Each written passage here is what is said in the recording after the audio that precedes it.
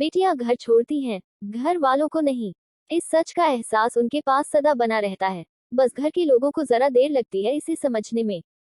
खिड़की के पास खड़ी नीलम सोच रही थी, भाई दूज जाने वाली है, पर इस बार न तो माँ ने फोन करके भैया के आने की बात कही और न ही मुझे आने को बोला। ऐसा कैसे हो सकता है? हे भगवान, बस ठीक हो सब कुछ। अपनी सास से बोली, मां जी, मुझे बहुत डर लग रहा है, पता नहीं क्या हो गया, मुझे कैसे भूल गए इस बार। सास ने इजाजत देते हुए कहा, कोई बात नहीं बेटा, तुम एक बार खुद जाकर देख आओ। सास की आज्ञा मिलने भर की देर थी कि नीलम अपने पति साथ मायके आ पहुंची, परंतु इस बार घर के अंदर कदम रखते ही उसे सब कुछ बदला सा महसूस हुआ। पहले जहां उसे देखते ही माँ पिताजी के चेहरे खुशी से खिल उठते थे, इस बार उन पर परेशानी की झलक साफ दिखाई दे रही थी।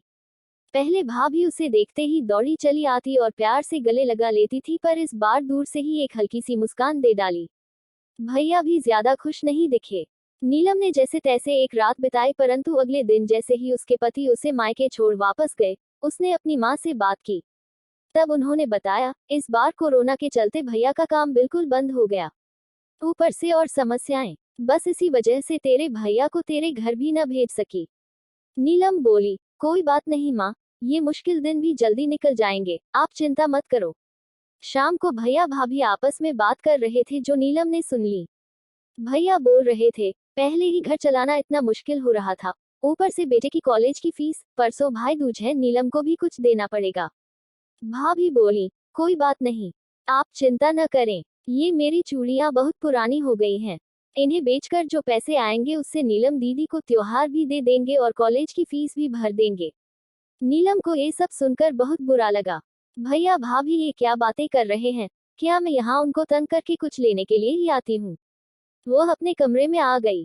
तभी उसे याद आया कि शादी से कुछ समय पहले जब वह नौकरी करती थी, तो उसने बड़े शौक से अपनी पहली तनख्वाह लाकर पापा को दी थी।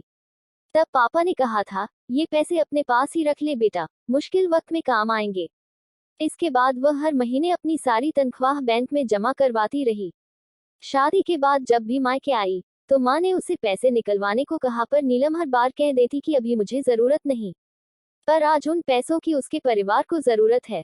वो अगले दिन ही सुबह भतीजे को साथ लेकर बैंक गई और सारे पैसे निकलवाकर पहले भतीजे की कॉलेज की फीस जमा की और फिर घर का जरूरी सामान खरीदकर घर वापस आ गई।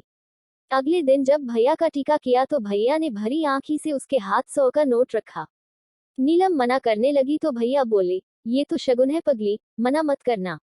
नीलम बोली, भैया बेटियां माँ के शगुन के नाम पर कुछ लेने नहीं बल्कि अपने माँ बाप की अच्छी सेहत की कामना करने, भैया भाभी को माँ बाप की सेवा करते देख ढेरों दुआएं देने और बड़े होते भतीजे भतीजियों की नजर उतारने आती हैं।